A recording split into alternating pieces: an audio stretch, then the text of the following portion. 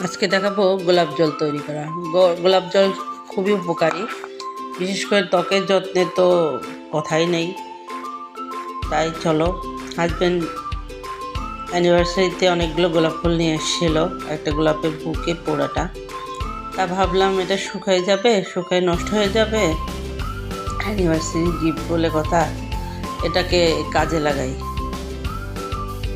এবার আমি গোলাপ ফুলের পাপড়িগুলো সব ছিঁড়ে নিয়েছি, সুন্দর করে ছিঁড়ে এক জায়গায় করে নিয়েছি, একটু ধুয়ে নিয়েছি।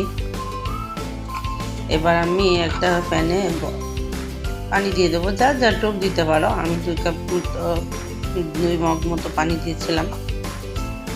দিয়ে এবার আমি গোলাপ ফুলের পাপড়িগুলো ওর মধ্যে দিয়ে দিয়েছি, ঠান্ডা পানির মধ্যেই দিয়েছি। দিয়ে তারপর ঢাকনা দিয়ে ঢেকে দিয়েছিলাম। ঢাকনার যে একটা ছিদ্র আছে, ছিদ্রটা অবশ্যই বন্ধ করে নিতে হবে, যাতে ভাপটা বাইরে বের হয়ে না যায়। আমি আগে গোলাপের পাপড়িগুলো সব দিয়ে দিচ্ছি, দিয়ে একটু জলের সাথে মিশিয়ে দেওয়ার চেষ্টা করছি। জলের সাথে মিশিয়ে দিলে হবে কি, তাহলে একটু তাড়াতাড়ি হয়ে যাবে। এবার আমি গোলাপ ফুলের ইয়েটা দিয়েই ছিদ্রটা আটকেছি। এবার আমি ঢেকে দিব। এবার হয়ে গেছে আমার, কয়েক মিনিট জাল করে নিয়েছি।